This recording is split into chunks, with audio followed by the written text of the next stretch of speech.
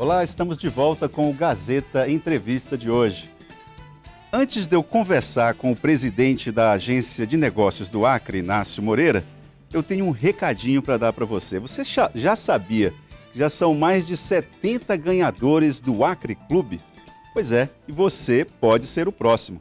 Nas compras acima de R$ 30 nas lojas participantes Barriga Verde, OK Magazine, Postos Líder e Floresta, Recol Farma e Supermercado Pague Pouco, você ganha cupons para concorrer a cartões no valor de R$ 1.000 para você gastar como quiser. Os sorteios são diários, sempre ao meio-dia, aqui na sua TV Gazeta. Acre Clube, o seu clube de vantagens no Acre. Bom, Inácio, presidente da Agência de Negócios do Acre, um prazer tê-lo aqui no Gazeta Entrevista.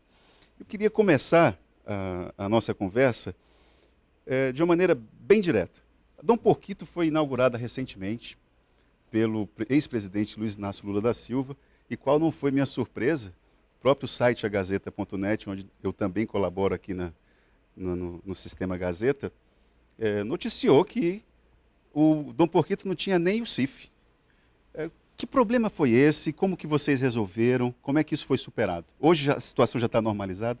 A situação está totalmente normalizada, nós já temos o CIF, aquelas questões burocráticas, né? Tem todo um checklist para você ter um CIF federal, mas já na inauguração a gente já tinha da equipe técnica as informações do nosso CIF, o número do nosso CIF, e a gente já está com o CIF, já estamos regularizados, já estamos inclusive em processo de venda, já estamos vendendo para Rondônia, para o Amazonas, para Roraima. Você arriscaria dizer que a Dom Porquito, desses grandes projetos que o governo tem implantado, é a que vai se consolidar primeiro? Você arriscaria dizer isso?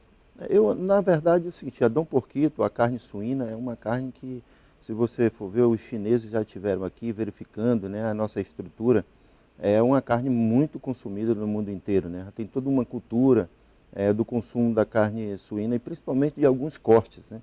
Então a gente não tem dúvida que, principalmente onde ela foi constituída, ali em Brasileia, no sentido Assis Brasil, nós temos um público consumidor em potencial altíssimo, que é o Peru e a Bolívia ali, que consome muito, né? Sem contar as facilidades que nós temos através dos portos de Ilha de Matarani, de conquistar o mercado asiático, o mercado europeu. Quando você fala que o CIF já está ok, que você já está comercializando, que a Dom Porquito já está comercializando, você está falando em relação ao mercado acreano ou já esse mercado peruano, boliviano, já está na agenda da Dom Porquito? Nós só temos o CIF federal, agora nós só estamos trabalhando com o mercado interno e com os outros estados brasileiros. Cada país ele faz um grupo de exigências para cada proteína animal que for entrar no seu devido território. Então, nós estamos já num processo bem avançado, na peixe da Amazônia, por exemplo, a Dom Porquito também, de conseguir esse CIF para que a gente possa estar exportando para alguns países. É claro, como eu falei inicialmente, a Argentina tem um grupo de exigência, o mercado europeu tem outro grupo de exigência. Então, para cada país, nós estamos já com esse checklist para que a gente possa conseguir Mas efetivamente a comercialização para esses países ainda não está sendo Ainda não. Nós estamos no mercado interno, mas se você for pegar das nossas proteínas animais, que é um investimento que a gente tem feito enquanto o governo do estado, que o governador Tião Viana teve a iniciativa, a ousadia e a capacidade de juntar, porque esse é um projeto que junta vários setores da sociedade, desde do produtor, né, do pequeno produtor, que hoje é dono dessas empresas, até o investidor individual. E você pega as instituições, a Assembleia Legislativa tem contribuído muito aprovando leis nesse sentido, que a gente possa ter um arcabouço legal para esse arranjo que a gente montou aqui no Acre da parceria público-privada e comunitária. Esse arranjo, a Peixes da Amazônia, você citou aí agora, há algum tempo que já vem sido debatido em Brasília, esse arranjo que une a participação do poder público, da iniciativa privada e do comunitário. Já pode ser apresentado algum resultado prático, por exemplo, na Peixes da Amazônia? Contratos foram firmados já com grandes empresas? Como é que você poderia explicar isso para o telespectador? A Peixe da Amazônia, esse modelo, ele proporciona, na verdade, a gente ter uma agilidade nos processos, que para você ter uma ideia, em abril do ano passado, nós colocamos o produto no mercado, o peixe, nas redes de supermercados acrianas. E em menos de um ano, nós já conseguimos fechar grandes contratos a nível nacional. Hoje, se você for, por exemplo, a rede Pão de Açúcar, nós fechamos um contrato de 10 toneladas semanais, na terceira entrega foi para 17 toneladas semanais. E agora, eles riscaram essa cláusula no contrato, dizendo o seguinte: o que a gente tiver de produção de peixe no Acre, se tiver 3 carretas bitrem para mandar por semana, pode mandar porque eles querem, porque o produto foi muito bem aceito, né, nas prateleiras do Pão de Açúcar. O projeto é muito criticado em função dos insumos que são necessários para abastecimento da indústria. A fábrica de ração, com a questão da soja, farelo de soja, farinha de peixe. Que garantias o investidor tem, que tem investidor privado na Peixe da Amazônia, inclusive fundo de investimento, que garantias que são dadas para que esses insumos não faltem no processo produtivo? Na verdade, todo esse arcabouço que foi feito para fortalecer a cadeia produtiva de proteína animal é uma política de governo do Estado. Essa é uma decisão do governador Tião Viana. Então, a questão do insumo, os grãos, são muito bem tratados. Toda uma política de fortalecimento, por exemplo, o milho, o Reis, o nosso secretário Reis é incansável. Secretário né? de Agropecuária.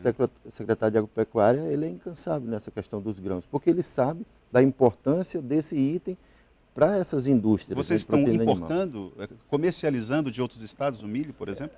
O milho, a maioria a gente consome daqui, mas ainda tem uma porcentagem, talvez 30% do milho. Lá para outubro, a gente começa a comprar, trazer o milho do Mato Grosso, né? A soja a gente traz do Mato Grosso, mas nós temos algumas questões que geograficamente são muito boas para a gente. O maior produtor de farinha de peixe fica aqui no Peru, né, que é um dos ingredientes importantíssimos para a nossa ração. Peru, que já é um grande produtor de peixe. Já é um grande produtor de peixe. Concorrente do Acre, portanto. Mas as espécies são diferentes e a maioria dos peixes do Peru são de águas salgadas. Então a gente não tem essa concorrência, né? A gente inclusive pode economizar no frete porque a gente pode ir com peixe, voltar com a farinha do peixe. Então essa relação comercial, fruto da transoceânica, é importantíssimo também para essa relação com os países vizinhos, Peru e Bolívia. Tem acontecido assim, problemas em relação à estrada no Peru, bloqueios. Como é que vocês têm observado esse movimento interno no Peru, não é brasileiro? Mas lá no Peru, alguns problemas, inclusive acreanos que ficaram impedidos de vir para cá. Como é que isso pode afetar os negócios? Esse processo é todo um processo inicial. É claro que nós vamos superando algumas questões burocráticas, alguns encontros que estão sendo feitos, inclusive o Peru organizou um encontro aqui no Acre. A gente coloca muito esse debate, por exemplo, dessas questões legais, da ida, tanto de produtos nossos, como também do acesso, né, do indivíduo, como pessoa também às vezes tem alguns embaraços com veículo, com essas coisas, mas isso a gente entende que é o seguinte: na proporção que vai aumentando o volume, né, dessas relações comerciais, com certeza esses problemas também vão sendo postos na mesa e vão sendo resolvidos.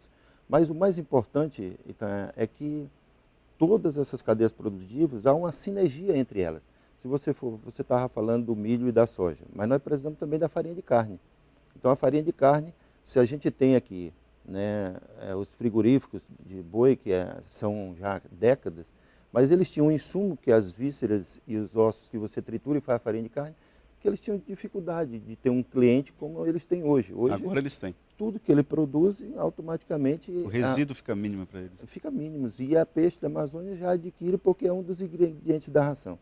E vice-versa. Você olha, todo esse frigorífico tem a questão dos uniformes. Então as malharias têm que fazer uniforme, aqueles uniformes brancos. Há cadeias produtivas integradas, né? Então gira em torno e que vai aquecendo a economia em torno delas. Porque se você pegar o próprio uniforme, suja muito, porque eles estão abatendo lá. Alguém que tem que lavar. Alguém tem que lavar. Né? As terras, para você plantar o milho, alguém tem que arar essas terras. Então vai óleo diesel, vai trator, vai tratorista, hora máquina.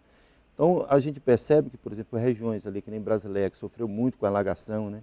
Então, a gente viu a animação, nós tinha mais de 7 mil pessoas naquele evento, né? Que foi um evento para a gente discutir essas cadeias produtivas, né? E para que o próprio produtor tivesse a confiança de que ele pode hoje aderir uma dessas culturas, né? Tanto a do peixe, como a do suíno, como a do cordeiro, porque ele tem um frigorífico para abater e tem mercado. Outra fragilidade que você acabou tocando aí é a questão da eletricidade, né?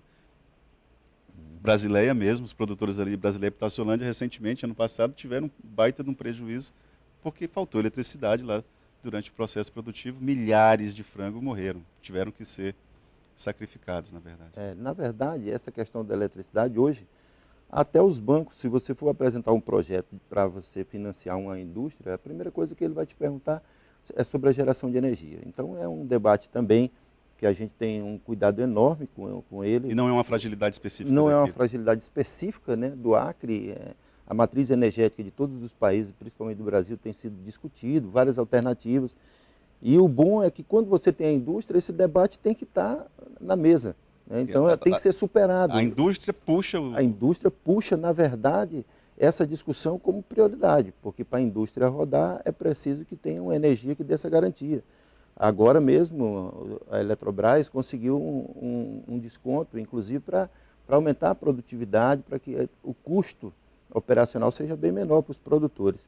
E a gente sente, tá, uma animação muito grande, porque, diferente dos outros modelos, o principal é esse, de Cruzeiro do Sul a Rio Branco, de Porto Valto e a Ser Brasil, os produtores, eles têm esse sentimento que eles são donos dessas empresas, eles são proprietários, donos, eles têm, em média, 10% das ações dessas empresas. Inácio, você está trabalhando numa área de governo que é quase uma militância. A nossa atividade industrial ainda é muito incipiente comparada a outras regiões do país. Então é quase, praticamente uma militância.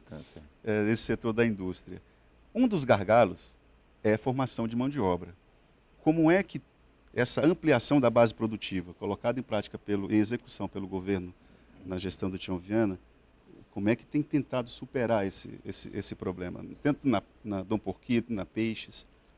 Nós chamamos, o governador do estado, Tião Viana, chamou uma reunião com o Instituto Dom Maci, com o IFAC, todas essas instituições.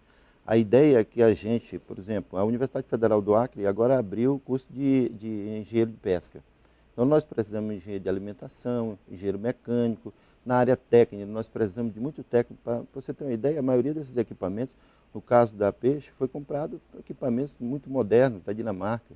Você tem todo o frigorífico de suinocultura é o mais moderno do Brasil, né? Está na 27ª versão da planta. Então, é um grau de complexidade que você tem que formar bons técnicos. Então, nós estamos na fase de que a gente tem que agora aumentar a produtividade com o quê? Com o conhecimento, com as questões técnicas sendo dominadas para quem está lá na ponta produzindo. Então, nós precisamos hoje, por exemplo, quando a gente vai fazer uma despesca, um exemplo, você não pode despescar um tanque que você tenha peixe de vários tamanhos. Então, o boi é mais fácil, você tem ali na orelha, você tem lá dizendo todas as características, né, nascimento e tudo. Mas no caso do peixe, você tem que numerar os tanques. O tanque 1, o tanque 2, o tanque 3, o que é que tem lá dentro, qual é a espécie do peixe, quando que foi colocado, a alimentação e tudo. Então, esse é um processo de formação que nós vamos ter que dar as mãos, mas nós estamos, a nossa bancada, tanto do federal como a bancada estadual, nos visita e nos ajuda colocando emendas, né, emendas parlamentares. O deputado Cibá Machado tem toda uma militância nessa área também da formação, né, e está envolvido, faz visita também. Nós temos na Assembleia Legislativa, o presidente já visitou a Peixe da Amazônia com quase os 24 deputados estaduais. Então, eles, participando desse processo, que é um processo construído por vários atores, eles nos ajudam também a ir resolvendo esses problemas. Então, a formação hoje é o nosso principal item para que a gente possa aumentar a nossa produtividade na indústria. Inácio, eu gostaria muito de agradecer a sua participação aqui no Gazeta Entrevista. E assim que você tiver novidades nesse setor, por gentileza, nos avise. Nós fazemos questão de conversar sobre isso. Eu que agradeço, gostaria de agradecer a todos os telespectadores do Gazeta Entrevista e dizer que é o seguinte, vamos aproveitar para comer aquela feijoada, né, com o nosso suíno, vamos comer aquele caldeirado, aproveitar que acabou o carnaval, né, então aquela caldeirada de peixe, que a gente está fortalecendo a indústria do Acre e gerando emprego. Mais uma vez, obrigado. Bom, e o Gazeta Entrevista volta em instantes.